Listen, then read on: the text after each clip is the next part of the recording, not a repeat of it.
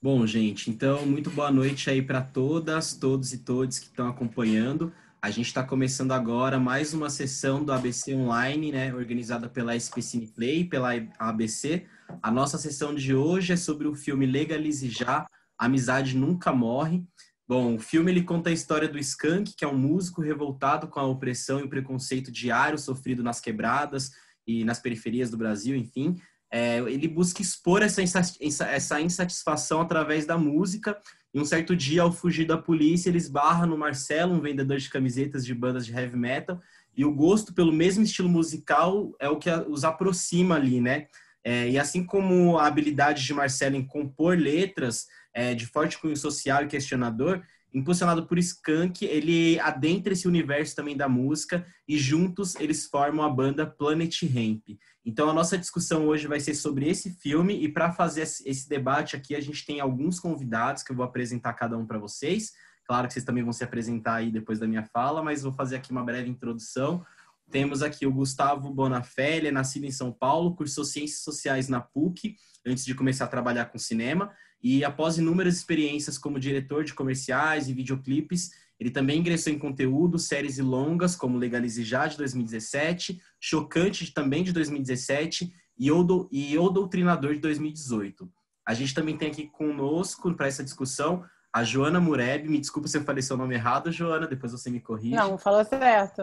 Tá Então, tá certo. ótimo. Ela é diretora de arte, atua no mercado do audiovisual desde 98, é formada em design pela PUC-Rio, entrou para o cinema com longa-metragem Central do Brasil, no departamento de arte, trabalhou em diversos filmes e comerciais, assinou a primeira direção de arte em 2018 no longa A Mulher Invisível, de Cláudio Torres, assinou a direção de arte de filmes como Ela Disse, Ele Disse, de Cláudio Castro, Legalize Já, Um Homem Só, de Cláudio Alvim, e das séries de TV, como Greg, e outros programas, né, como Greg News, Me Chama de Bruxa e Homens da Amazon. Enfim, tá aqui, seja muito bem-vinda, boa noite. Também temos Boa aqui o noite. Johnny Araújo, ele foi diretor de filmes publicitários para grandes agências, né, e também um dos diretores de videoclipe com maior número de prêmios no Video Music Brasil, da MTV Brasil. A partir de 2006, ele começou a dirigir filmes e séries de dramaturgia para o mercado do audiovisual, trabalhando para diversos canais, tais como HBO, Netflix, Amazon Prime, GNT, Multishow, Turner, Viacom, enfim, muito bem-vindo, Johnny. Temos aqui, Obrigado. temos aqui também o Pedro Cardilho, ele é diretor de fotografia desde 2004, é pós-graduado pela ESCAC, eu não sei se pronuncia dessa forma, o Pedro vai corrigir aqui para a gente depois, de Tá Barcelona. certo. E também atua em publicidade em cinema, onde já fotografou os longas Legalize Já, Nada a Perder 1 e 2 e Amores Imperfeitos. Bom, então são essas pessoas que vão participar aqui dessa troca de ideia com a gente. Eu sou o Wellington Amorim, trabalho aqui na SP Cine como articulador do Cineclube SP Cine, que é um cineclube que durante esse período da pandemia tem realizado sessões virtuais, né? A gente realizava sessões presenciais nas casas de cultura e nos centros culturais espalhados pela cidade, e hoje a gente está nesse modelo virtual diante dessa pandemia, né, necessário. Então, eu queria que cada um pudesse primeiro se apresentar aqui, né, trouxe um breve currículo, mas acho que ninguém melhor do que vocês mesmos para falar do seu trabalho, de quem vocês são, e também já introduzisse aí uma pequena resposta para mim sobre como foi receber a proposta para fazer esse filme e como foi trabalhar nele também. Vou pedir então para o Johnny começar. Pode começar, Johnny? Posso, vamos lá. Na verdade, é um projeto de muito tempo, né, atrás. Eu, sinceramente, até já perdi um pouco a lembrança exata do ano, mas acho que eu vou chutar 2004, 2005. E do que foi, na verdade, uma coisa extremamente informal, né? Não, 2004, foi 2004. Eu fazia muito clipe, né? Eu tive essa formação como a época de ouro, né? Dos videoclipes. Acho que muita gente passou por lá. E numa noite que a gente foi muito feliz no VMB, eu e o Marcelo D2, a gente saiu, sei lá, uma semana depois e tal, para comemorar. E a gente sentou ali na Gávea, no Rio. E aí a gente tomou alguns chopps, não foram poucos, E, e o Marcelo me contou um retrato da trajetória dele que eu não conhecia, que era justamente essa amizade dele com o Skank. E foi muito emocionante ouvir isso, como o Marcelo, que na época era um camelô, que trabalhava ali na... Como é que é, Jô? A rua? Na 13 de maio. Na Na 13 13 de de maio, maio. na Cinelândia. Na cinema. Isso, ele era um camelô, ele não tinha nada a ver com música. Obviamente, já tinha um gosto musical, mas não, né, não era um objetivo na vida dele. E como esse encontro com o Skank mudou completamente a vida do Marcelo, deu um norte para o que ele se tornou hoje. Ele ficou super emocionado, usou uma frase na época que me disse que o Skank foi um anjo que passou na vida dele e tal. E eu ouvi essa história, eu me identifiquei com essa história, porque eu vim parar nesse lugar do audiovisual, mesmo tendo começado na publicidade, enfim, justamente porque eu encontrei um amigo meu também, que na época trabalhava na W Brasil, e ele me contou como funcionavam as coisas e tal, e aquilo me encantou. Eu sempre tive uma ligação com música, sempre tive muitos amigos músicos e tal, e acho que isso também teve um pouquinho de influência, essa minha vontade, né? Então, mas na verdade eu fui parar dentro de uma agência de propaganda, né? Não de uma produtora.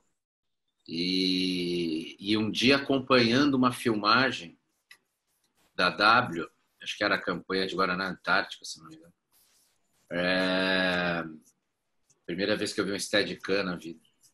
E eu me encantei com aquilo e acabei sendo um pouco cara de pau e procurei a produtora na época, que era a JX Filmes, do Julinho Xavier, que foi um dos ícones, né, na época da publicidade, junto com o Austin Oliveto e tal. E procurei um cara que era o encarregado do departamento de RTV, que é o departamento que conversa mais com os produtores, né? E consegui um estágio. Dei sorte, foi super rápido. Eu conversei, nem acreditei, falei, bom, conversei, não vou me retornar nunca. E passou uma semana, me ligaram, dizendo que, pô, Johnny, você está disponível, você quer começar? Aí eu fui para a produtora. Enfim, é um pouco dessa minha trajetória. Me perdi um pouco no raciocínio com o Marcelo, perdão. E aí comecei a fazer clipes, enfim. Aí a gente teve 2 anos muito bem, muito premiados, né, no VMB, no ano de 2003 e no ano de 2004, com 2 clipes do Marcelo. Aí veio todo esse encontro que eu falei, ele me contou essa história. Lembrei porque eu estava falando disso. Eu queria até pedir desculpa, eu estou um pouco cansado, porque eu tive uma visita longa de locação hoje. E, enfim, todos os procedimentos, máscara, tira a roupa, guarda, toma banho, desinfeta e tal. Aí, quando ele me contou essa história, eu fiquei com essa história na cabeça. Aí demorou um pouco para me cair essa ficha. E aí passou um tempo, eu falei, cara, Marcelo, isso dá um baita filme, porque é uma história de amizade, uma história de amor, que não é uma história de amor, né, entre um homem e uma mulher, é uma história de amor entre 2 caras, uma história de amor, de amizade, de quanto um foi importante na vida do outro. E aí foi isso, e desde então a gente começou muito primariamente a rabiscar algumas coisas. O projeto demorou 10 anos para acontecer. E é isso, a gente foi desde o primeiro argumento do filme. Quem me ajudou na época foi a Patrícia Andrade e o Nelson Mota. O Nelson escreveu o argumento e a Pan, ela escreveu o roteiro. Depois o roteiro passou na mão do Luiz Bolognese e depois o roteiro acabou sendo finalizado pelo Felipe Braga. E aí foi para uma produtora, para a Academia de Filmes. Quer dizer, a coisa começou a tomar uma forma, né? Não era só uma ideia, começou a se tornar um projeto. E aí foi isso. Na verdade, eu tive momentos que eu realmente não acreditei que o filme ia acontecer, porque 10 anos é coisa pra caramba. E de repente veio uma ligação do Paulo Schmidt, da Academia de Filmes, dizendo que a gente tinha conseguido captar todo o dinheiro e que a gente estava pronto para filmar. Mas o tempo já tinha passado, o meu envolvimento pessoal com esse filme era muito pessoal, e aí que eu senti a necessidade, na época, de fazer o convite para o Gustavo, que é um parceiro meu de trabalho de longa data, um parceiro de trabalho de amizade, e junto com esse convite para o Gu, a Joana, a gente já trabalhava junto no Rio, e aí chegou o Pedro, a gente tem também uma relação de amizade, na verdade é uma ação entre amigos, plagiando Beto Brandt, mas literalmente é isso, enfim. E foi incrível assim, ter dividido esse filme. Foi uma decisão muito que hoje eu tenho certeza que foi a melhor coisa que eu fiz, porque os três que estão aqui e fora as outras pessoas que estavam no filme, obviamente, os atores e a equipe toda, foi um filme feito com muita coletividade e principalmente sem ego de ninguém, né? E não existiu ego, sabe? Não existiu uma coisa de nem minha que poderia vir de uma coisa, eu sou o cara que lá atrás comecei esse filme, então vocês têm que respeitar as minhas ideias e tal. Não, muito pelo contrário. Na verdade, o filme mudou muito nesses 10 anos. Graças a Deus, ele amadureceu. Talvez se eu tivesse feito o filme lá atrás, sozinho, talvez não, eu tenho certeza que não seria o filme que foi feito. Então, eu só tenho a agradecer essas pessoas que estão aqui, o resto da equipe e os atores, etc. Obrigado, Johnny. Bom, então, já que você já citou o Gustavo, vou pedir para ele continuar narrando também como chegou essa proposta para você e como foi para você participar desse projeto. Vamos lá. Eu trabalhava com o Johnny, a gente já tinha, como ele falou, a nossa relação de trabalho já vinha de antes, de longa data, assim, né? Fui assistente dele durante muito tempo. E acho que à medida que a gente foi trabalhando cada vez mais, e a gente foi cada vez mais dividindo mesmo as coisas, assim, né? E uma relação de assistente que opinava e que não fazia só a parte burocrática, mas que estava lá contribuindo com a parte criativa, com a parte de processo criativo mesmo, assim, do diretor. E como ele explicou, ele sentiu essa necessidade, e o convite para mim, quando veio, foi incrível, não só porque eu também já tinha uma relação com o Marcelo, por ter trabalhado nos clipes com o Johnny de antes já, conhecia toda a história, eu fui um fã do Planet Hemp na minha adolescência inteira, então era um sonho realizado, assim, estar contando essa história, sabe? E tem uma coisa interessante que o Marcelo sempre falou pra gente também, durante o tempo que a gente estava filmando, que essa nossa amizade e o filme ser feito a quatro mãos, a parte da direção ser feita a quatro mãos, tinha muito a ver com como foi a história Marcelo e Skank também. Então ele enxergava um pouco disso, assim, o que era super legal, assim. A gente formou mesmo uma família e a gente contou uma história que a gente gostava muito, assim. Então foi muito prazeroso todo o processo, sabe? De pensar em tudo isso. Foi muito prazeroso ter o Marcelo por perto para tirar dúvidas e para abastecer a gente com coisas da época. Então isso ajuda muito quando você está contando uma história e um dos personagens está aqui, vivo, do seu lado, né? Porque ele vai te abastecendo de ferramentas. Isso foi incrível. E aí, chegada de Jô e Pedro só acrescentaram também. A Jô também tem uma história aí, que é a única carioca, aliás, da turma que fez o filme. E é um filme de uma banda carioca, né? Super nesse lugar e tal, mas foi bom que trouxe essa carioquice. E a gente tinha coisas que eu acho que até o Johnny... São tantas coisas e são 10 anos de envolvimento que eu acho que coisas até se perderam agora, quando você falou agora, Johnny, mas você tinha um vasto material de pesquisa, né? De gente contando sobre o Skank, de gente que foi entrevistada, falando histórias dele. Então, tinha muita coisa. A gente tinha uma fonte muito grande para beber, assim, para criar e para conseguir chegar nesse resultado que a gente chegou. Assim. E dessa fonte veio também, eu acredito, e a gente vai falar isso mais para frente, mas assim, da onde veio essa cor do filme, da onde veio essa fotografia, da onde veio essa direção de arte. Acho que tudo isso veio dessas fontes que a gente tinha assim para abastecer e falar, putz, esse é o lugar para onde a gente tem que ir. Assim. Mas deixa eu deixar o pessoal falar um pouquinho, agradecer aí também a oportunidade, obrigado. Incrível essa iniciativa aí da SPCine, muito bom para a gente continuar assistindo filmes e falando sobre filmes, é importante. E segue a bola para Pedro ou Joana aí, o El que manda. Bom, então eu vou pedir para a Joana continuar, já estou bastante curioso para saber sobre a fotografia e a arte, mas inicialmente quero que você conte um pouco sobre esse projeto também, Joana, como chegou o convite para você e o que ele representa. Aí você tendo como única carioca, né, pelo que eu entendi desse time. Bom, eu acho que eu sempre soube que esse filme ia acontecer, quer dizer, sempre não, muito tempo antes de conhecer o Johnny, eu já sabia desse filme, na verdade. E foi uma coincidência, a gente começou a trabalhar antes, a gente se conheceu acho que em 2014, né, Johnny? Eu fiz uma noção aqui.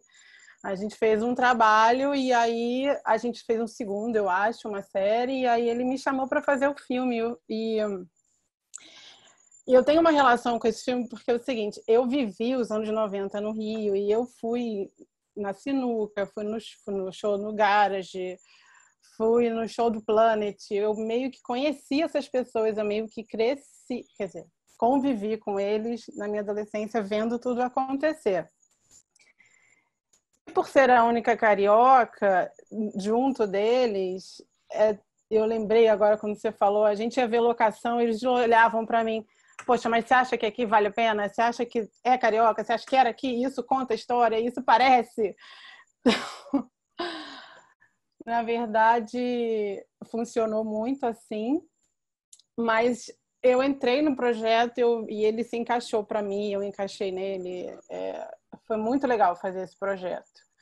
A gente filmou em 2016 e, assim como o Gustavo falou, a gente bebia de uma fonte muito próxima, que era o Marcelo, e toda essa história e todo aquele material que a gente tinha. E tem uma coisa importante que isso ajudou muito, foi a gente filmou em locações que as coisas aconteceram. Então, assim, a casa do Skank, a gente estava na janela, a gente via os Arcos da Lapa, o apartamento. A gente descia, a gente estava na Lapa. Muito daquela história aconteceu ali. Desculpa, eu vou só tirar o som aqui no meu telefone. Então, a gente filmou muito onde as coisas realmente aconteceram. Isso ajudou muito a gente a contar essa história. O próprio camelódromo, a gente conseguiu filmar onde ele realmente era. No final das contas, a rua 13 de Maio, onde a gente filmou, era a rua que o Marcelo vendia as camisas no início do filme. Então, acho que a gente fez um filme, mas a gente contou uma história real no lugar que ela aconteceu. Então, acho que isso é uma coisa muito legal. Bom, eu acho que eu raciocínio, eu queria passar a minha bola para o Pedro. Então, Pedro, conta um pouquinho também como foi a sua relação de envolvimento com esse projeto. E vocês estão aí acompanhando a gente tem aqui 10 pessoas online acompanhando esse webinar. Vocês podem escrever perguntas aqui no chat, também tem o Q e o Azinho aqui embaixo, que é o Question and Answer. Vocês podem mandar que a gente vai responder aqui e vou repassar tudo para eles, tá bom, gente? Podem participar pelo chat também. Então, Pedro, contigo. Olha, para quem viveu os anos 90 na pele, todo aquele momento de desesperança que se abateu sobre nós jovens dos anos 90, com o Plano Collor, com o El Chan tocando na rádio. Quando eu li o roteiro, aquilo se conectou com o Pedro lá de 1990 e eu falei, cara, essa é a história que eu mais quero contar na vida, porque eu me sentia como eles. Tudo que que eu li ali fez sentido para mim. E ainda mais sabendo com quem eu estaria, que eu estaria muito bem acompanhado de parceiros e amigos queridos de longa data, que que compartilham da mesma paixão que eu, que é o cinema e a música. Então, eu, o Johnny e o Gus juntos é alegria. Eu conheci a Jo nesse projeto. Nesse projeto. A gente se conheceu, eu cheguei lá dando voadora, estrela, completamente... Porque eu fiquei muito apaixonado pela história. A história me mexeu muito com uma coisa que eu senti também, que era uma raiva e uma desesperança e uma necessidade de buscar um caminho. E que esses caras acharam um caminho de botar isso para fora, de dar esse grito, né?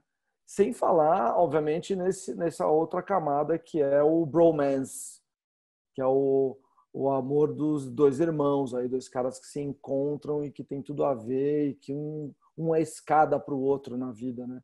Um ajuda o outro a construir o próprio caminho. Então eu me apaixonei pelo projeto, me apaixonei pelas pessoas, estava tudo certo. Pena que ele só ficamos 2 meses lá, né? Não foi mais.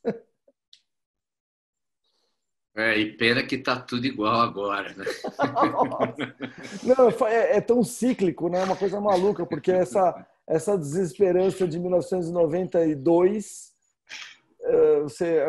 né, quando o filme saiu em 2018, eu falava, não acredito, cara.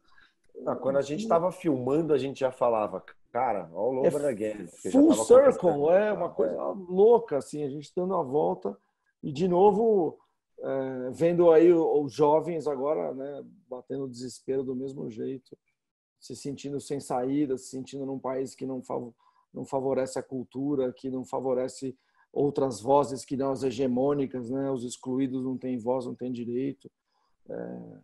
Parece que andamos e não saímos do lugar. O discurso do filme é muito atual, né? Infelizmente. Infelizmente. E até perguntar para vocês sobre isso, né?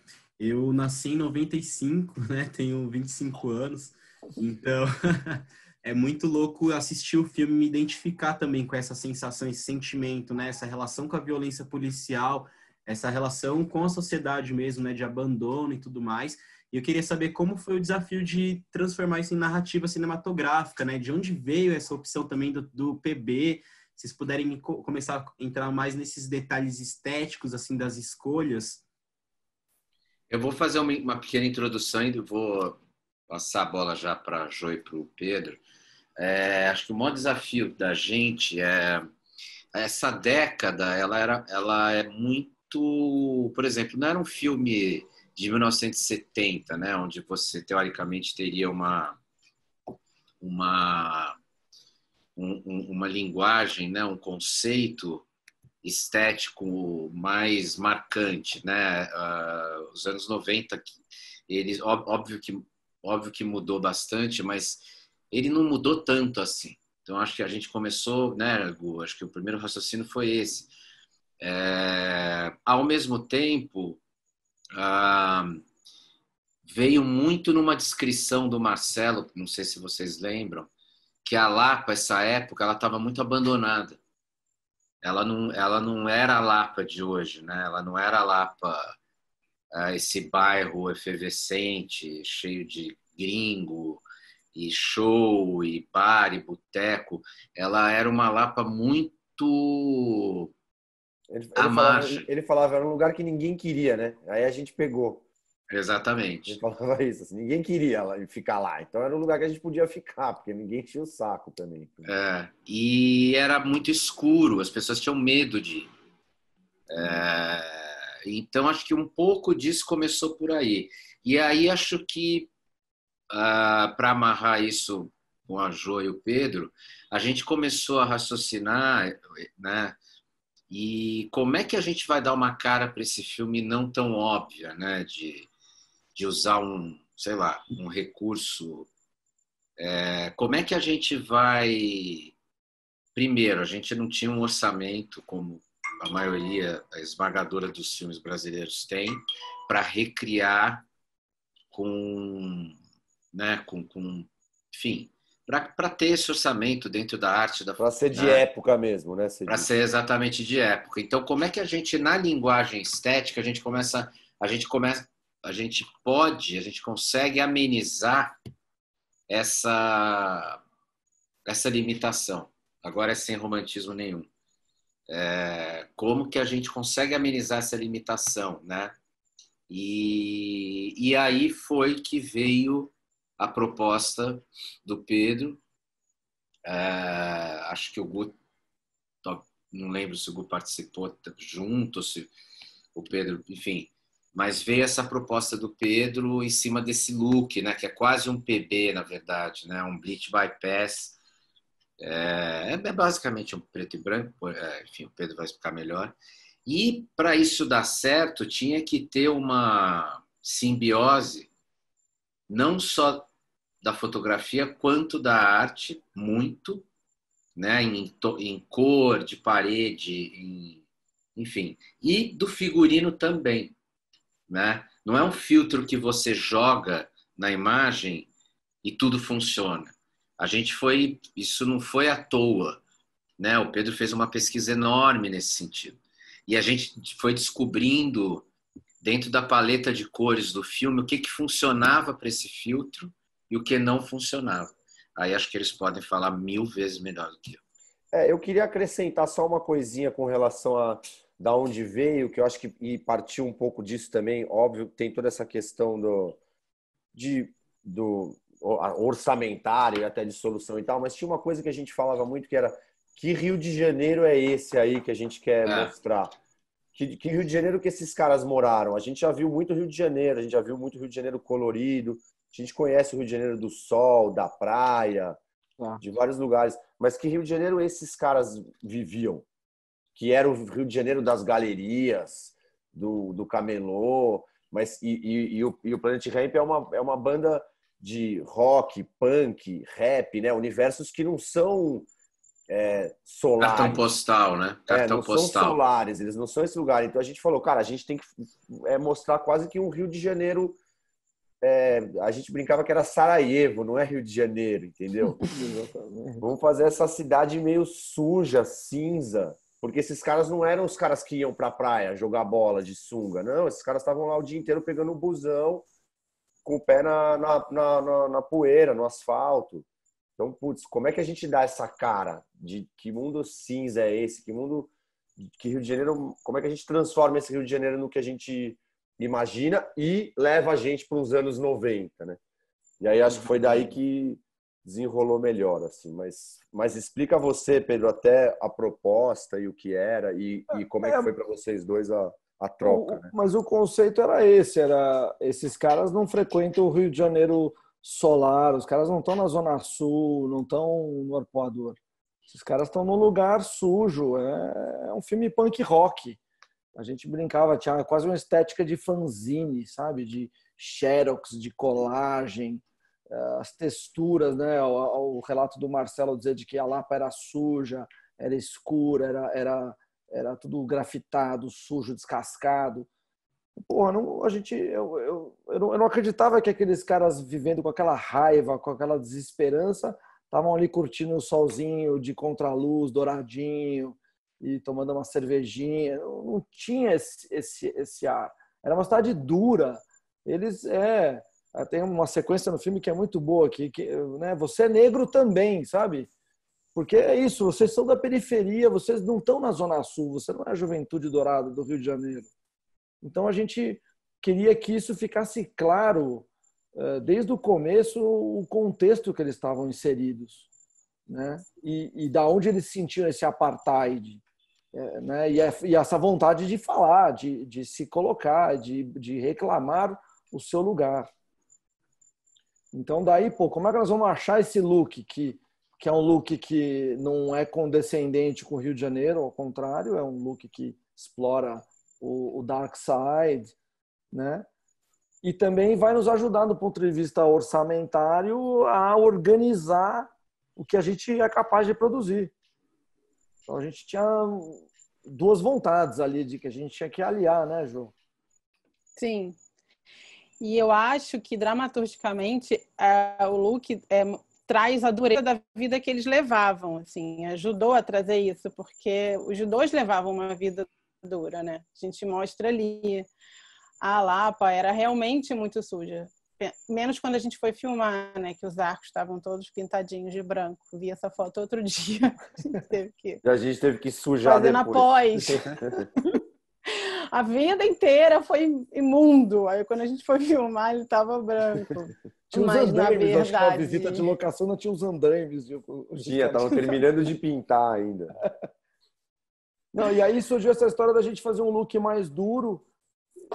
E aí eu lembrei do Bleach Bypass, que é um processo fotográfico em que você pula um processo na revelação do negativo e você ganha contraste e perde cor, basicamente, tentando resumir. Então, isso foi uma coisa que rolou muito nos anos 90, porque ainda se filmava muito negativo, tinha uma cena de videoclipe super interessante, tinha muita gente experimentando.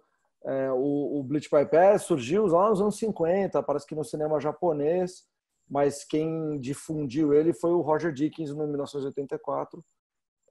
Foi a primeira vez que ele foi usado num filme mainstream no Ocidente, que chamou a atenção.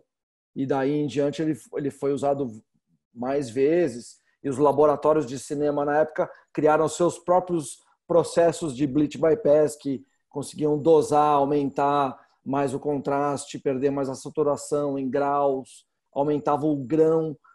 Então a imagem ela era mais bruta. Eu rodei um curta com Bleach Bypass em 16, quando eu comecei a fotografar. Me lembro que quando eu vi a imagem eu assustei, porque os grãos assim eram agressivos e a imagem estava quase sem cor, né? E o contraste, o que era branco, eu lembro que tinha uma cena na praia que eu não sabia o que era nuvem, o que era espuma do mar, tudo quase ali tinha uma coisa muito agressiva. E aí essa lembrança, vamos fazer um Bleach Bypass no digital, vamos tentar levar para esse caminho. Comecei a pegar as referências, buscar lá Soldado Ryan, teve Bleach Bypass, vamos ver as externas do Soldado Ryan. Lembra do Seven? Então a gente foi vendo várias referências que usaram esse processo, mas era um processo fotoquímico, e a gente foi usar um processo digital. E, obviamente é outro sensor, é outra maneira dele acontecer. E aí eu fiz um teste junto com o nosso colorista, o Marcinho Pasqualino, o grande Marcinho, que foi um guerreiro, abraçou essa loucura. E a gente fez um teste e no teste a gente começou a entender que tinham coisas que num sensor digital AS800, que é a Alexa, que foi a câmera que a gente usou, uma Alexa Mini,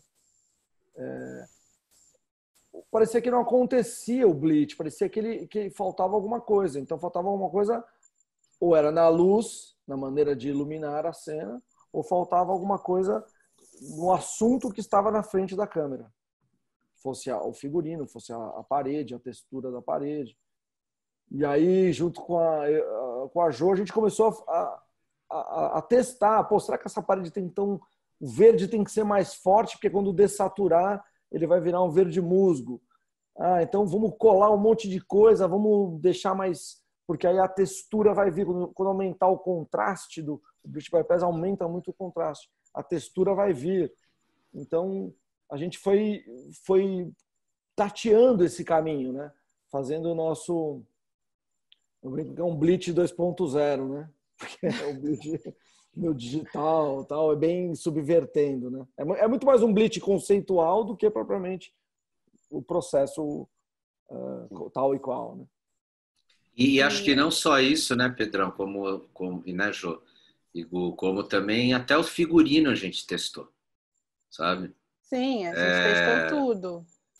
Não foi um raciocínio, as pessoas geralmente acham, né, e realmente, a maioria das vezes, sei lá, se você filma, né, vamos chamar de normal, aí você decide no final que vai ser preto e branco.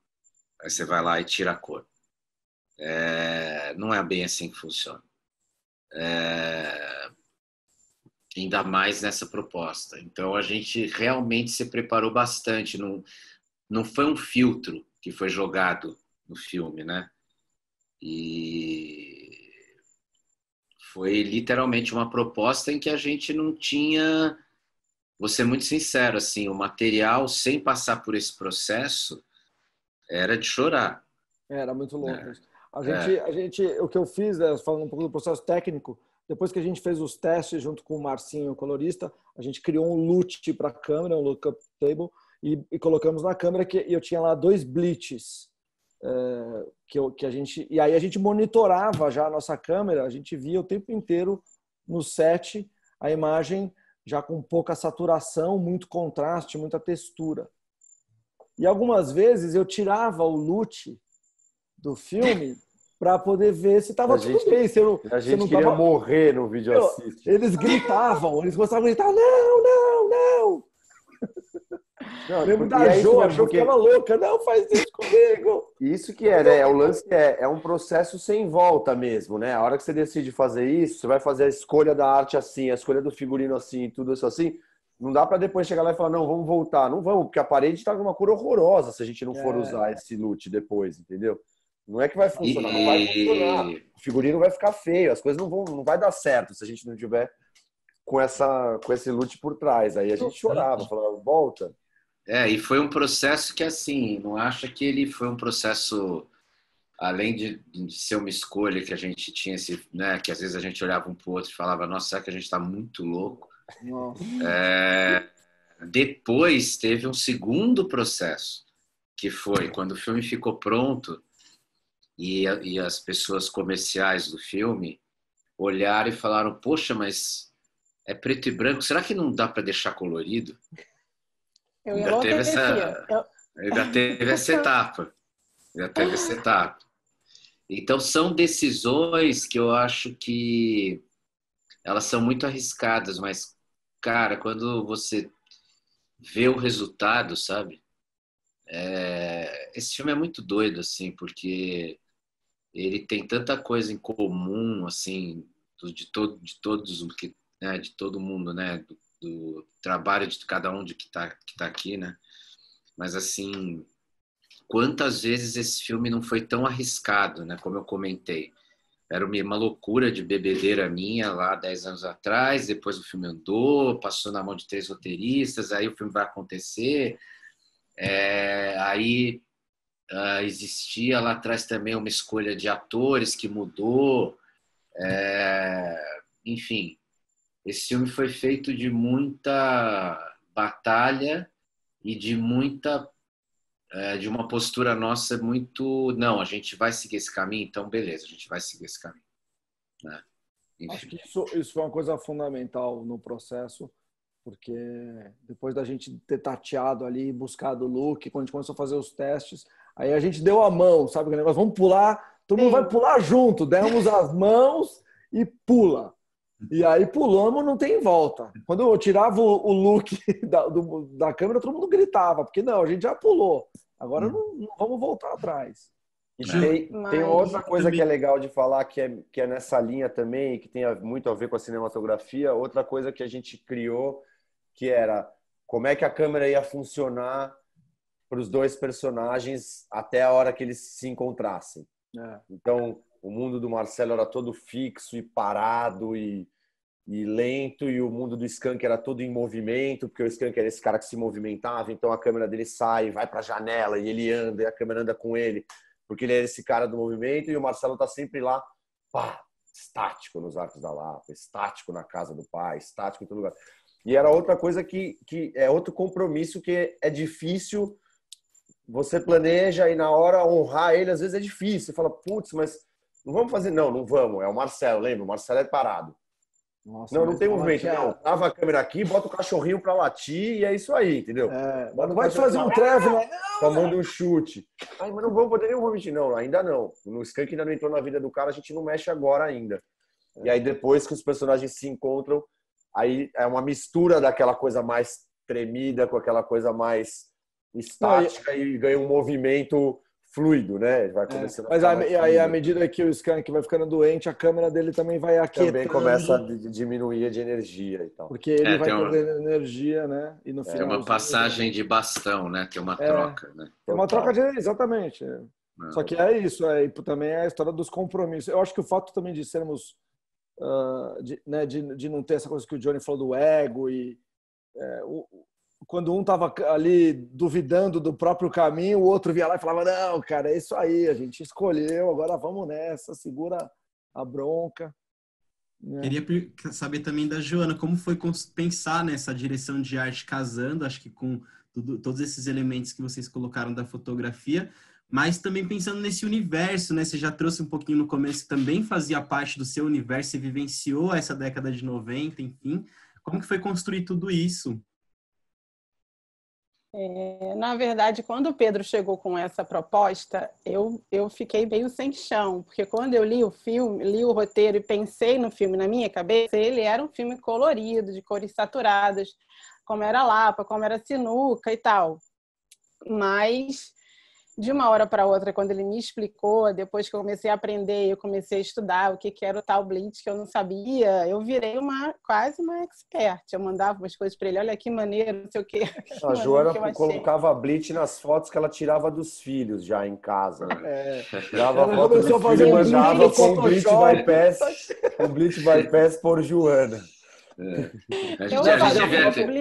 Ela tirava foto dos objetos do figurino, fazia um blitzzinho e aí mandava. Ó, isso daqui vai ficar assim. Eu aprendi a fazer um blitz no Photoshop para saber como as coisas iam ficar, primeiro. E depois, quando o Pedro chegou para a gente fazer a pré, que a gente estava junto, porque como ele era paulista, ele chegou um pouco depois, a gente começou a ver as cores e escolher e andar com aquele catálogo onde eu ia. Então, então aqui vai ser esse verde. Tá, esse verde é o que a gente quer ver. Como vai ser ele exatamente como ele falou? Na verdade, os tons eram todos mais abertos, tanto do figurino quanto do cenário. A loja de eletrodomésticos tem uma parede vermelha, que é um vermelho, sei lá, que a gente nunca ia botar num cenário. Quem visitava, vocês falam, nossa, que parede é essa? Porque é um vermelho muito aberto. A ABC botou no site uma foto de divulgação que eu acho que é um estilo de algum fotógrafo, não sei, que não é uma imagem do filme, que não tem nada a ver com a cor. Desculpe, não é uma crítica, não é, mas é só para ilustrar um pouco. Mas é só para ilustrar um pouco da nossa loucura, que a gente, quando você olhava o set a olho nu, você falava, nossa, sério que nós estamos fazendo isso mesmo com essa cor? Tipo, iluminando esse vermelho com uma luz fluorescente. É isso que nós estamos fazendo? Será que...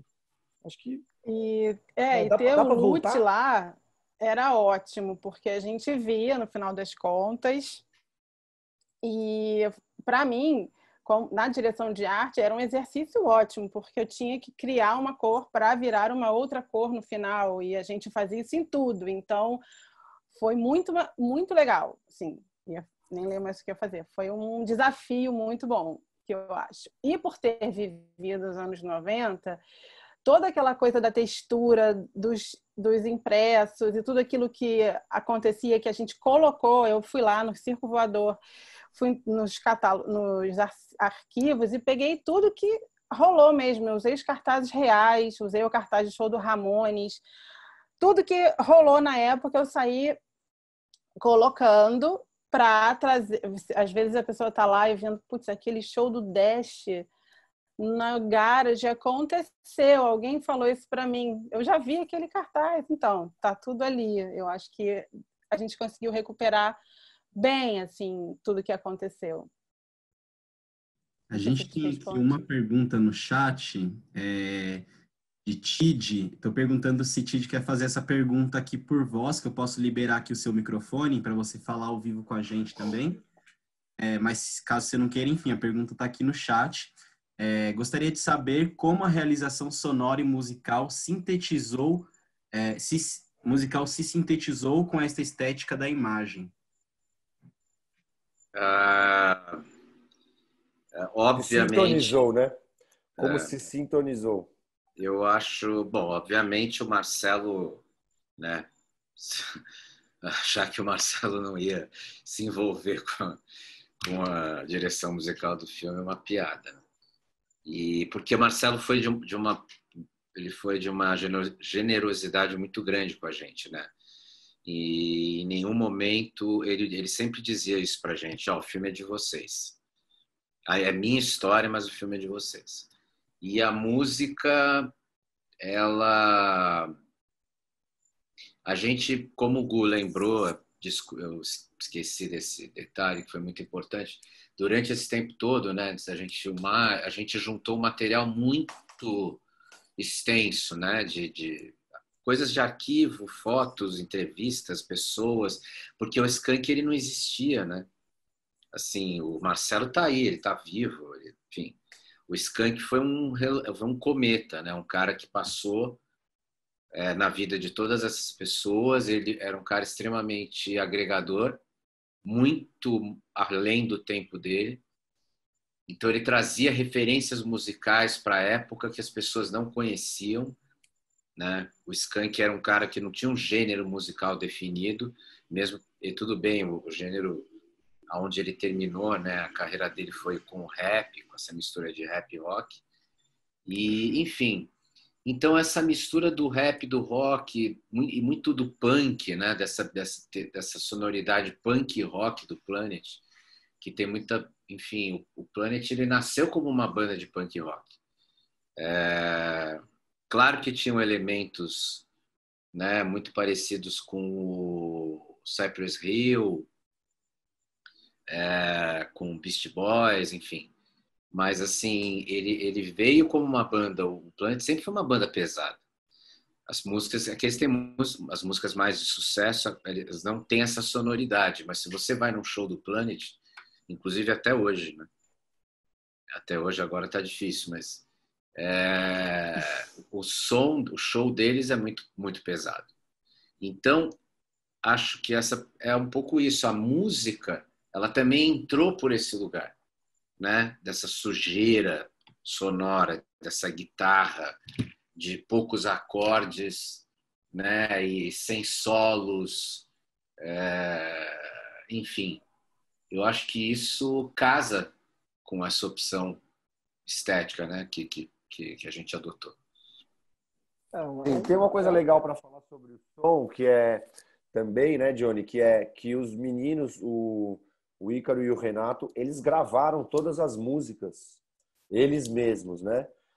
E, além deles já terem gravado antes da gente filmar, a maioria das coisas, se eu não me engano, todas, eu acredito, que a gente tem lá no filme, eles estão de fato cantando na cena. Então, o microfone está valendo para eles. A gente botava a base, mas a voz o Jorge gravava na hora.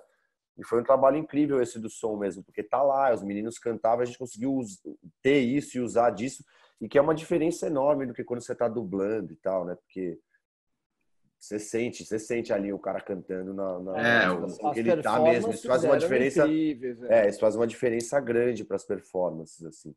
E o Renato, que eu tinha convidado para o projeto há muito mais tempo, né? E ele, da cabeça dele, por uma iniciativa dele, sem ter 100% de certeza que o filme ia acontecer, ele montou uma banda e ele começou a tocar as músicas do Planet. E o Ícaro é um cara que é um ator que vem do musical, né? Também. Então, o Ícaro é um performer, né? Além de ser ator, ele é um cara ele é um performer. Ele é um artista nesse sentido, né? Ele canta muito bem, ele dança muito bem. Poxa, aquela caracterização dele da Beyoncé no Faustão, não sei se... Enfim, é impressionante, né? Eu esqueci o nome do programa, do nome do programa dentro do programa. Ele fez um musical há pouco Fez, tempo. incrível. Música, incrível. Ícaro Stars, alguma coisa assim. Ícaro and All Stars, eu acho. E, então foi muito legal. E, de novo, trazer óbvio que a gente fez uma ficção, óbvio que a gente mudou a história inteira, que ela não é um recorte 100% fiel aos fatos, mas o jeito que ela foi executada, ela é muito realista. E acho que é um pouco isso, né? A música conversou também com a estética, andou junto. Eu falo que é um filme punk, né? A gente teve um approach punk rock para o filme. Apesar de todo, vamos dizer, estudo que a gente fez por trás, na verdade, tinham a vontade de ser, né, a imagem ser dura, agressiva, ter atitude, né? E isso porque vem justamente do background deles, do Planet. Eles são uma banda de como é que é? Punk, rock, raga... Hardcore. Reggae, né? Bom, uma outra coisa que eu queria saber também como foi nesse processo é isso, né? O Marcelo, ele teve muito próximo de toda a construção do filme, né? Como é que foi também essa carga emocional, às vezes, no set, né? Uma história que eu mesmo, assim, pouco conhecia, e eu queria saber como foi. Vocês visitaram lugares, de fato, onde essa história se passou, né? E como é que foi essa presença também dele nesse processo criativo, nesse processo de construção? Cara, o Marcelo é um músico. Obviamente ele tinha a agenda de shows dele, né, que ele não podia interromper 100%, mas ele era um cara extremamente presente, sempre muito aberto, e ainda mais nessa construção, né, da música. Foi ele e o Mário Caldato, que é o produtor da maioria esmagadora dos discos deles e tal, inclusive do Marcelo Solo também, e mais o Lourenço e o Maurinho, que eram músicos da banda do Marcelo. Mas assim, o Marcelo, o envolvimento dele era muito ele tirava assim, então vou dividir em duas situações. Ele tirava muitas das nossas dúvidas, né, mais específicas. Marcelo era assim ou era assado, e teve um envolvimento emocional brutal da parte dele. Teve uma cena que ele levantou e saiu. Eu lembro. E porque ele não aguentou, que era uma discussão do personagem, né, dele, que o Renato Góes tinha com o Stepan, e ele levantou e falou: eu preciso sair. Então, assim, e o Renato, é engraçado, porque toda vez que o Marcelo pisava no set, o Renato entrava em pânico. E pensava, meu Deus do céu, caramba, ele vai me ver fazendo ele. Enfim. E o Marcelo falou uma frase incrível para o Renato. Eu não quero que você, assim, não precisa me imitar. Não precisa fazer uma caricatura de mim mesmo. Entendeu? Você já sabe quem eu sou, então faz o teu Marcelo. E isso acho que deu uma liberdade para o Renato muito positiva. E o Marcelo falava muito que esse filme era sobre o Skank. É a história do Skank, não era a história dele, né? Era uma homenagem, né? De certa forma. Apesar dele ser a nossa fonte, e o Skank, a gente tinha, para John disso, a gente tinha pouca imagem dele, a gente tinha pouca imagem dele vivo, né? A gente tinha o clipe que você fez, a gente tinha um show no palco do circo que a gente resgatou. Então o Marcelo era a nossa fonte maior, realmente. Ele estava bem envolvido com a gente. A gente tem mais uma pergunta aqui no chat do Nelson Cal. Ele coloca aqui: fora Alexa, quais foram as lentes utilizadas e por quê? A gente resolveu rodar com a Alexa Mini, na época que era uma câmera mais recente, e ela tinha uma coisa que interessava, que era o Open Gate, que é você usar o sensor inteiro da câmera para ter mais qualidade, mais informação e tal. E aí nem todas as lentes na ocasião cobriam o sensor inteiro. Então a gente teve que fazer uma pesquisa quais as lentes que não iam ter vinhetas no sensor.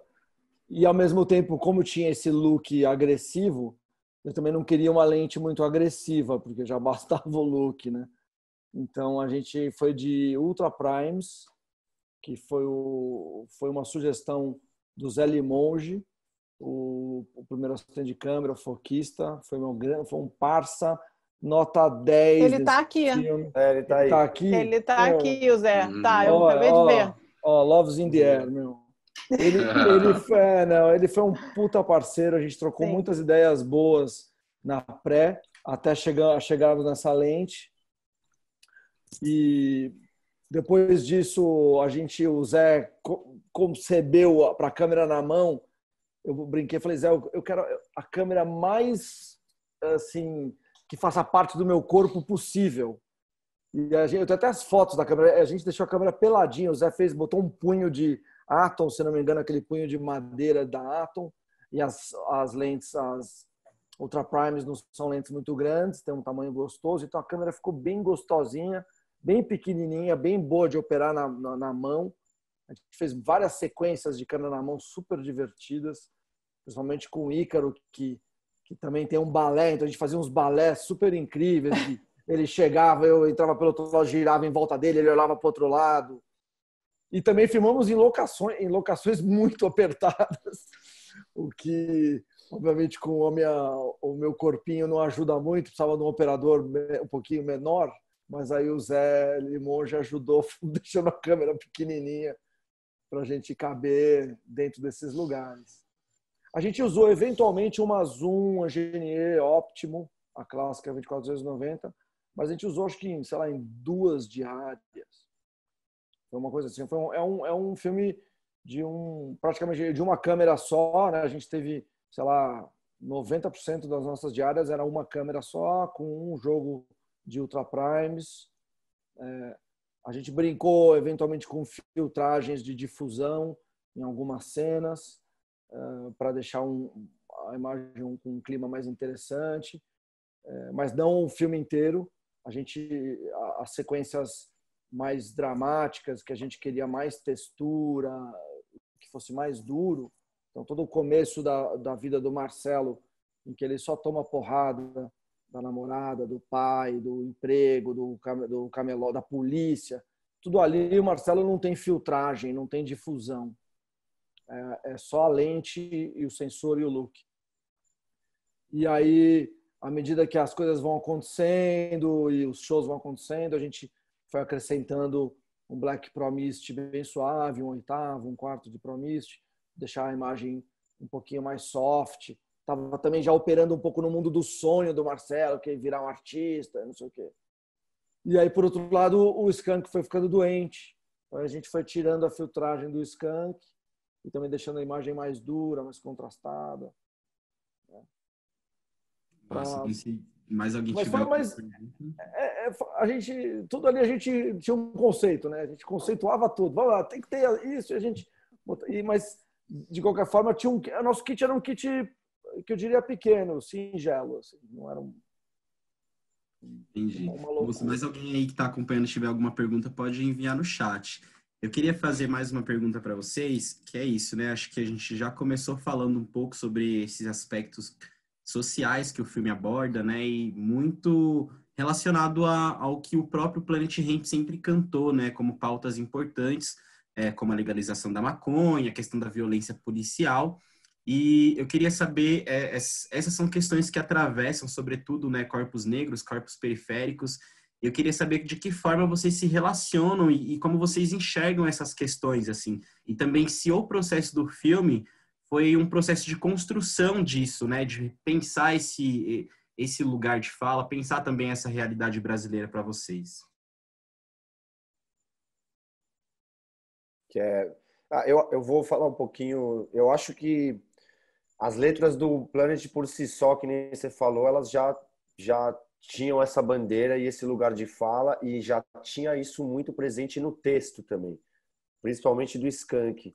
E porque tinha uma história mesmo do Skank, e tem falas lá, né, Johnny, e diziam-se muito isso, assim, que o Skank, ele pegava pesado com as pessoas, assim, no sentido de tipo, meu, você é racista, você sabe, ele era um cara que estava o tempo inteiro apontando e denunciando, de certa forma, quando ele enxergava que as coisas estavam indo para o lado errado, né? Então o filme já tinha essa voz lá muito forte dentro ali, sabe? Segue aí, Johnny. Não, é só sublinhando o que você falou, e se você parar para pensar que a gente está falando de 92,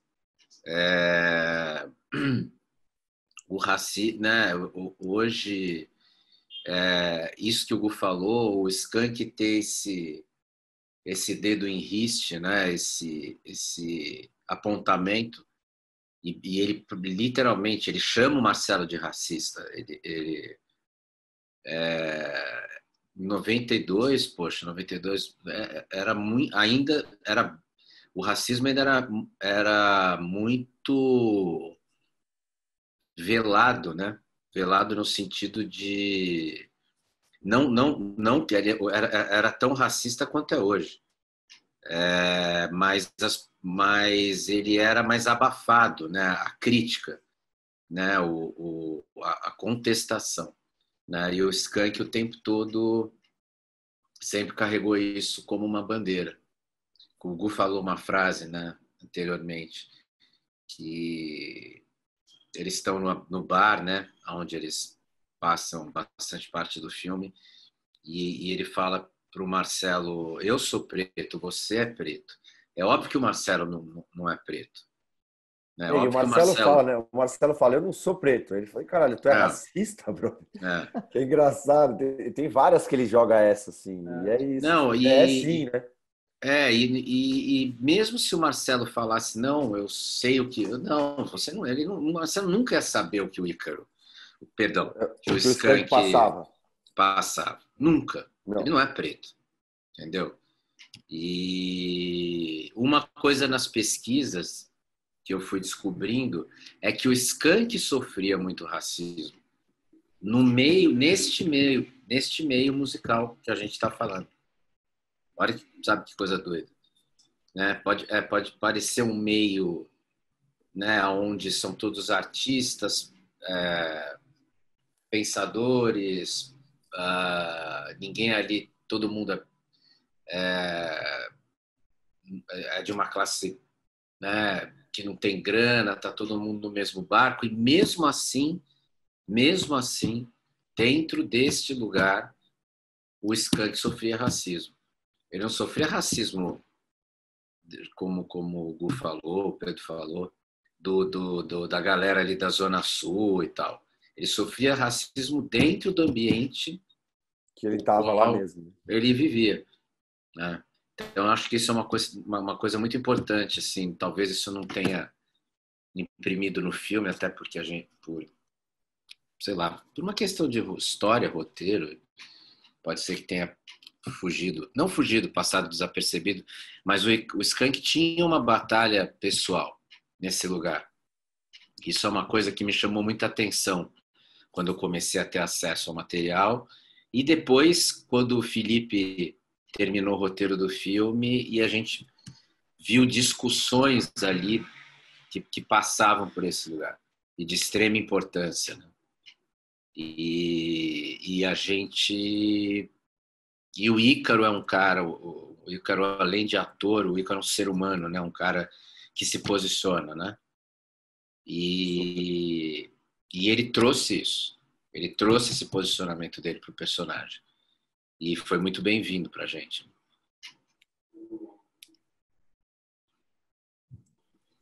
Bom, uma outra questão também que eu queria saber de como foi esse processo é essa pesquisa mesmo, né? Assim, acho que vocês citaram ao longo, né, o processo de pesquisa de cada um individualmente, mas como foi entrar mesmo nesse universo, assim, né, de como narrar essa história que não é a história do Marcelo, né? A gente está falando da história do Skank, mas como entrar no universo dessa personagem que, enfim, não está mais entre nós, assim.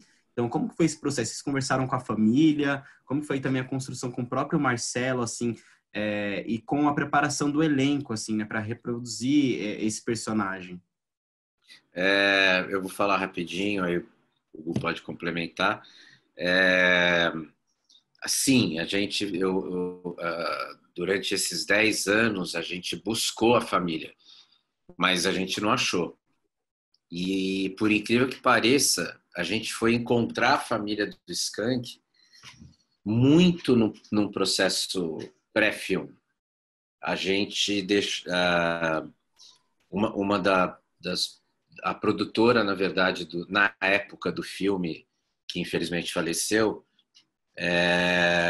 ela soube de um endereço do Skank em Botafogo, no bairro de Botafogo, e deixou um bilhete com o porteiro, porque ele comentou que o irmão dele passava lá para pegar correspondência antiga e tal. A partir desse bilhete, a gente teve acesso à família.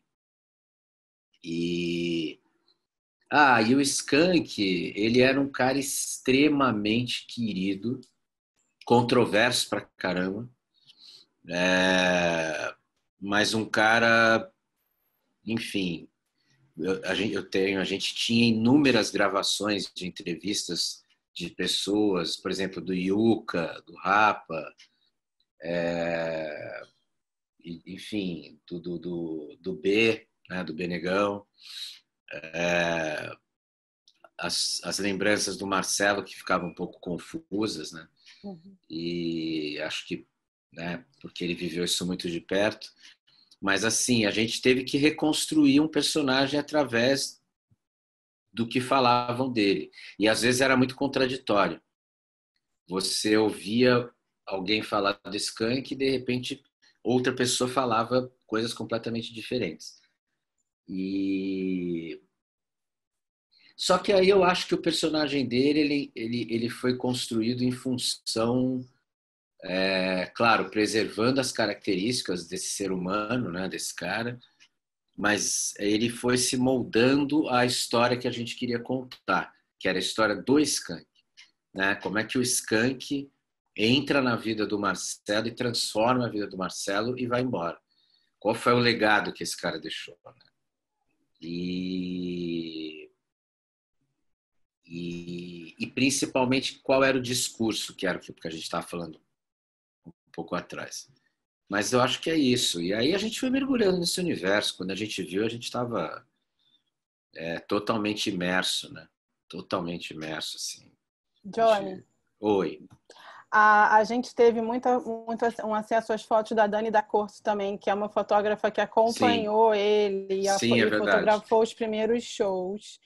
E o Skank morava em Botafogo e ele tinha uns amigos que era uma galera ali da muretinha do Estação, que ficava ali na mureta do Estação Botafogo, e a Dani fazia parte disso. A gente conversou um pouco também com essa galera e a gente entendeu o lado dele um pouco mais cinéfilo, que acompanhava ali, que gostava de coisas. Então, a gente construiu o Skank muito, como você falou, das coisas que a gente ouvia das pessoas. E poucos registros. A gente teve uma namorada dele que visitou a gente no set, lembra? Que Foi um dia super emocionante. Ela Nossa, chorou. chorou porque Ela...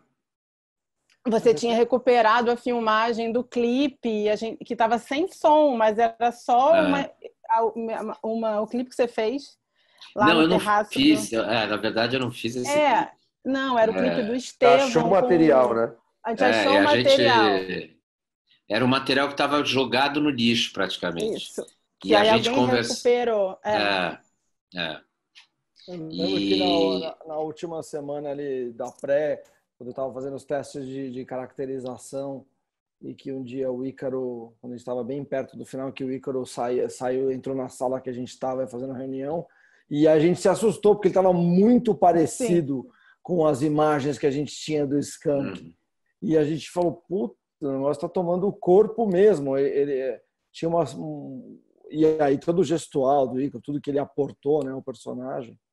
E com pouquíssimos recursos que a gente tinha, né?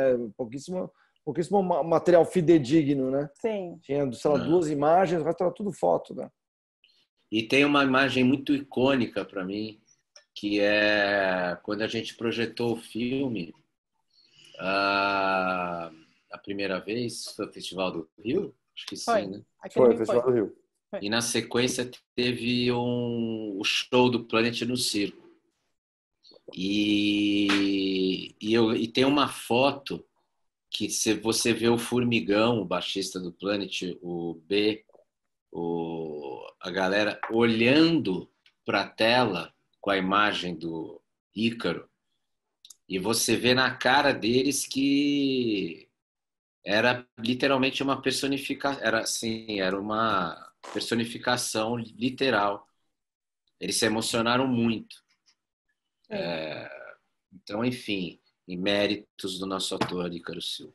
Então, e tem uma coisa para falar sobre isso, que é da construção do personagem e tal, que estava nessa pergunta do El, que é, bom, com base no que a gente teve de relato e de tudo, a gente formou na nossa cabeça quem era esse Skank, né? Que era esse cara que estava sempre meio com pressa, mas que estava sempre armando coisa e montando e planejando. Então, isso tinha muito relato disso, assim, ele passava rápido pela sua vida. Ele ficava lá um tempo, ele falava, não sei o que, ele agitava, falava, não, agora eu tô indo ali, já volto. Tinha esse lugar um pouco, um cara numa dinâmica de não ficar estacionado, sabe, assim.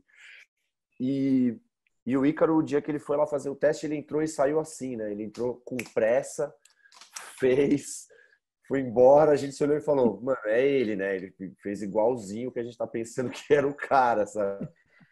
Ele já tinha muita coisa do que a gente via do personagem nele, assim.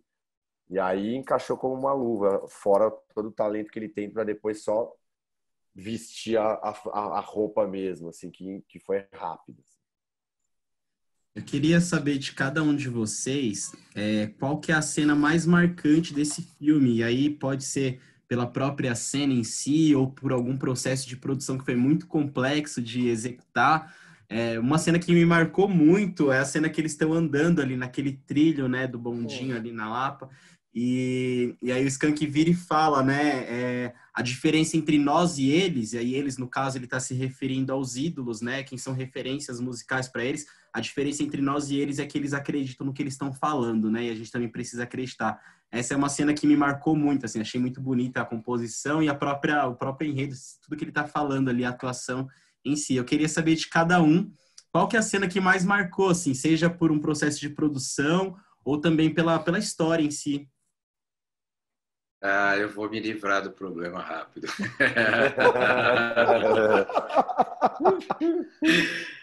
Para mim, eu tenho essa você já me roubou, né? E, cara, eu tenho uma cena que me marcou muito, que me emocionou muito, que foi quando o Ícaro ele tá entrando no hospital e a gente tinha o Ernesto Alterio, que é esse monstro de ator, né? Que a gente teve a honra de ter no projeto. Ele é um ator argentino radicado em Madrid. Inclusive, nossa, se eu não me engano, ele tem, sei lá, 50 longas na carreira. E tô vendo nos posts que ele bota, que ele tá fazendo várias séries da Netflix também, né? E é a cena que o Ernesto entra com o Ícaro e que você percebe que é o adeus, que é a última vez que você vai ver aquele cara. Essa cena a gente tem uma discussão. Enfim, eu até me arrependo de uma determinada coisa, mas enfim. Mas eu acho legal falar dessa cena. Essa cena a gente tem que falar. Essa cena é a cena, eu imagino, eu tenho várias outras para citar, mas eu sei que essa tem que ser a mais marcante para o Pedro. Porque eu acho que o Pedro viveu na pele nessa cena a experiência que eu acho, corrija-me se eu estiver errado, Pedro, mas que é da frustração e do tesão de fazer cinema ao mesmo tempo. Porque a gente fez o primeiro take e o Ícaro entregou aquilo que está na tela, que é uma coisa linda, era para ser um ensaio, porque a luz ainda não era aquela que o Pedro queria. E e a gente tinha feito uma decupagem mega complexa. E a gente ia contar essa sequência em, sei lá, 6 planos, não sei, 8 planos.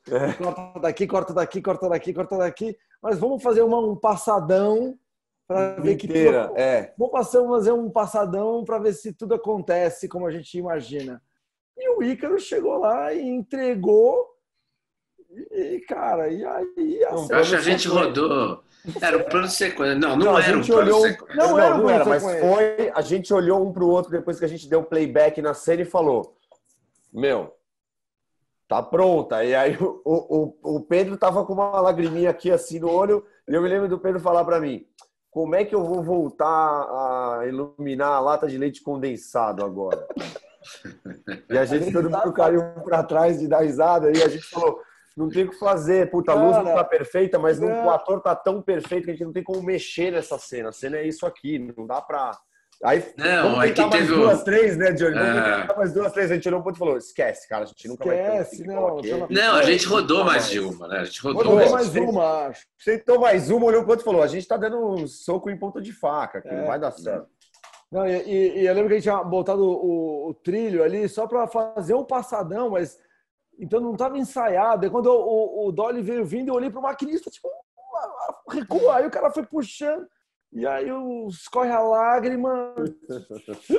Aí já tava eu já chorando no monitor, falando, cara, e agora? Como é que... Toda aquela decupagem mágica. Mas a gente fez muito isso lá, né? Falando das cenas, e a gente fez muito isso no filme. E todas essas que foram grandes desafios são as minhas preferidas. E que, se você ver, tem muito plano meio sequência mesmo.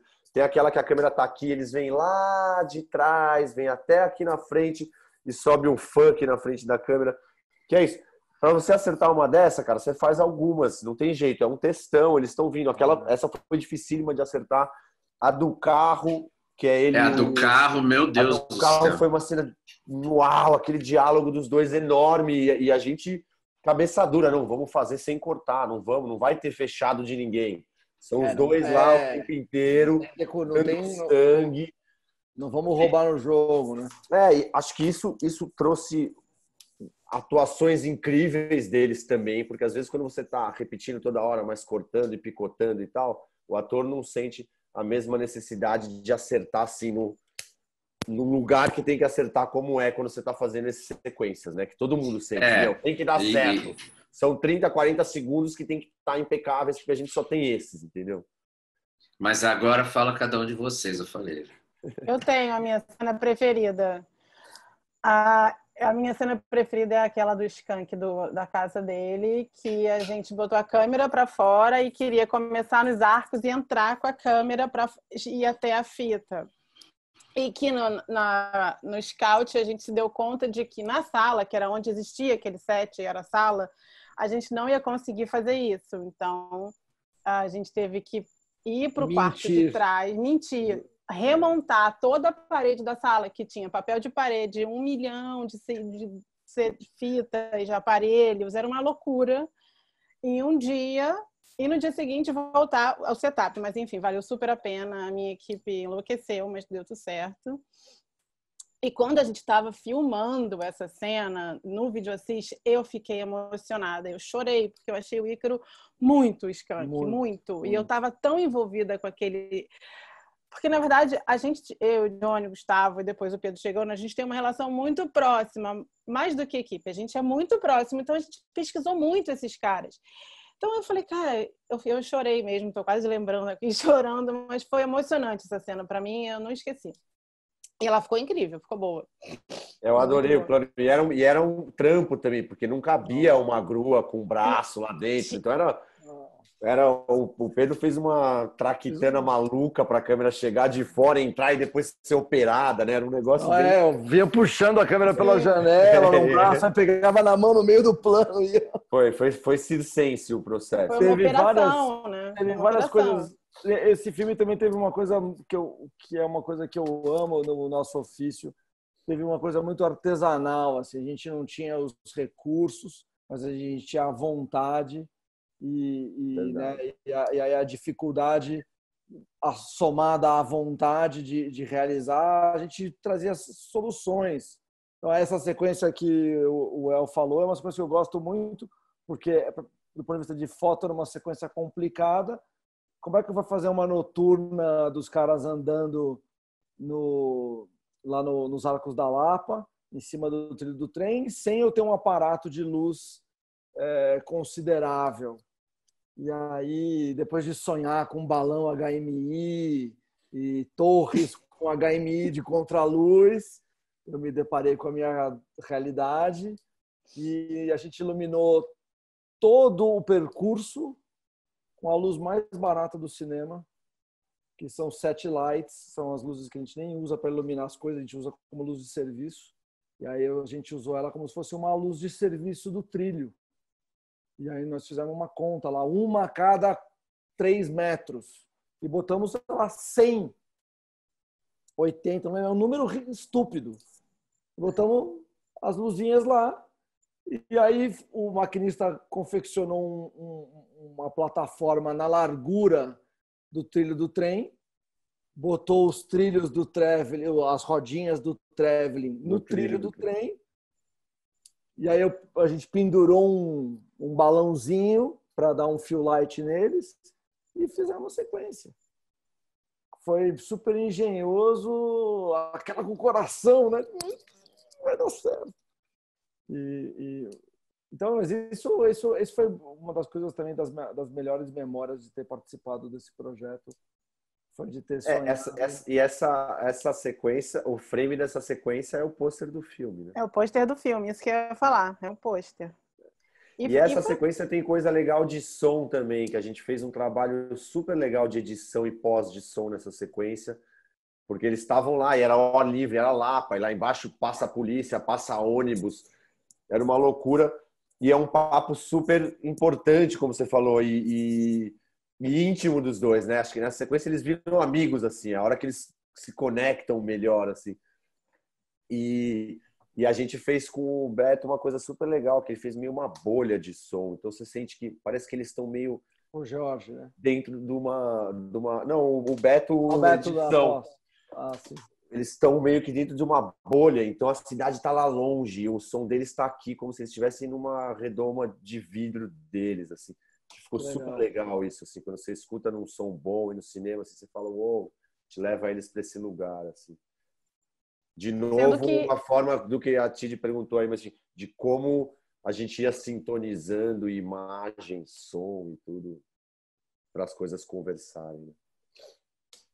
E é um lugar que ninguém pode andar, né? A gente conseguiu uma autorização especial porque ninguém pode andar no trilho do bonde em cima dos arcos da Lapa. Ainda foi uma coisa meio transgressora. É uma cena muito legal mesmo. Tinha umas de energia, acho que a gente tinha que poder cortar a energia para não ter nenhum risco. Sim, e a gente teve que passar metros e metros de cabo para poder ligar os nossos refletorzinhos sem estar energizando nada ali para que não houvesse nenhum risco. Eu lembro que foi bem desafiante e também a nossa produção ali matou a bola no peito. Tava todo mundo bem excitado esse dia para fazer. Vamos fazer a cena do trailer. A gente já sabia que ela era emblemática, né? Nossa, é o dia daquela cena. Eu particularmente gostei muito mesmo, assim, dessa cena. Queria saber, assim, como foi esse processo, inclusive, de gravar. É muito legal para mim. Gente, estamos chegando aí a 1h30 de bate-papo. Sei que vocês também estão cansados aí do dia de trabalho, chegaram em casa para fazer essa conversa. Então, eu queria puxar aqui as considerações finais, assim, que vocês ficam aí, o que fica desse filme para a vida profissional, para a vida pessoal de vocês, e qual que é a mensagem também que vocês gostariam que as pessoas recebessem ao assistir o próprio filme, como resultado desse processo coletivo, né, e desse trabalho que vocês realizam em conjunto. Um de cada vez, hein? Vai lá, Gu. Tá, cara, esse filme mudou minha vida. Foi o primeiro longa-metragem que eu fiz. E acho que provavelmente é o que eu mais tenho orgulho. Eu amo o resultado, eu tenho paixão pelo trabalho que a gente conseguiu executar. E o que fica é isso aqui que está aqui na tela na minha frente, essas pessoas que viraram minha família. A Jo, o Pedro, o Johnny já era, mas só aumentou. Então, fora o que ele me trouxe de relações afetivas e de amor e amigos, como realização profissional foi incrível também, né? O filme, a gente ganhou uma mostra em São Paulo, filme que voou, foi para outros lugares do mundo também. E uma sensação muito boa. A gente pediu autorização até na igreja, vela, fomos para tudo quanto foi lugar pedir autorização para o Skank para dizer, deixa a gente contar a sua história, assim. E eu saio com uma sensação muito agradável com relação a isso, assim, que a gente conseguiu contar uma história digna do que esse cara merecia, assim, e de fazer muita gente relembrar um tempo incrível. E o filme ainda é atual, né? Ele ainda cabe para hoje em dia as pessoas ouvirem e falarem, putz, estamos ainda nessa mesma batalha e tal. Então, para mim, é só amor. É só amor com esse filme. Bom, foram 10 anos, né? E é muito, eu vou repetir muito, se eu for ficar falando, eu vou ser muito repetitivo em relação ao que o Gustavo falou, na verdade. Assim, para mim também é o filme que eu mais me orgulho. Me orgulho não, de novo, não é por ego, não. Me orgulho de olhar e falar, caramba, a gente conseguiu. E foi sofrido demais. Eu passei uma coisa pessoal durante o processo do filme, que foi a perda dessa grande parceira minha, né? Que era a primeira produtora do filme. Depois quem tocou a produção foi o Irivan, o Tony Irivan. E eu acabei tendo uma perda no meio do caminho aí que me abalou muito. E isso foi também um dos motivos do filme ter dado uma demorada, né? Porque a gente ficou muito sem chão na época. E o que eu guardo é de quando eu vi esse filme na tela grande a primeira vez no Rio e o último dia de filmagem, que eu cheguei no set tomando café, eu já comecei a chorar e agradeci a Deus, assim, pensei, puta, que bom que o último dia de filmagem... O Irivan foi muito querido nesse sentido, ele era um dia de filmagem mais recreativo, vamos chamar assim, né? A gente concentrou todos os shows no último dia de filmagem. Mas no último dia de filmagem eu estava muito emocionado e isso é uma coisa que eu estou emocionado agora, e que é uma sensação que que nunca vai sair de dentro de mim, que é, poxa, a gente conseguiu. E o último dia o Marcelo deu um presente, né, para todos nós, surpresa, mais ou menos, mas foi surpresa. Quando a gente deu o último corta no filme, teve aquela comemoração, todo mundo se abraçar.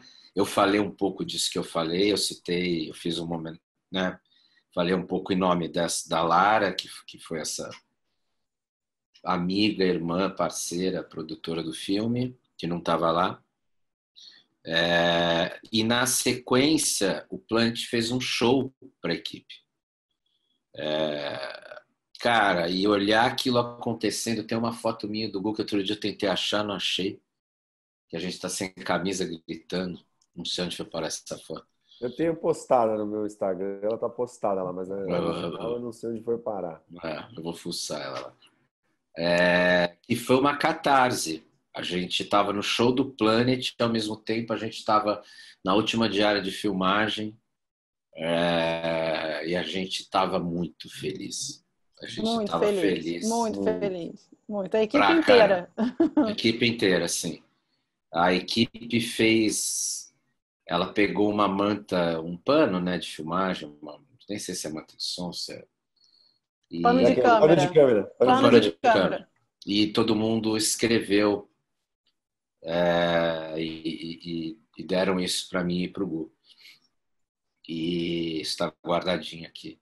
Pensei em enquadrar, desisti quando eu soube do preço.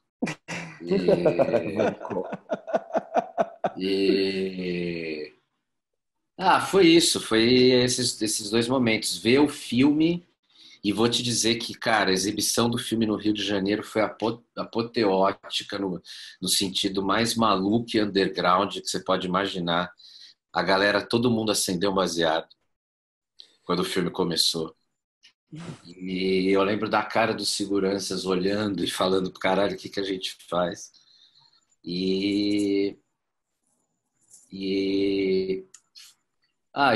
Foi engraçado porque os seguranças legalizaram, falaram deixa.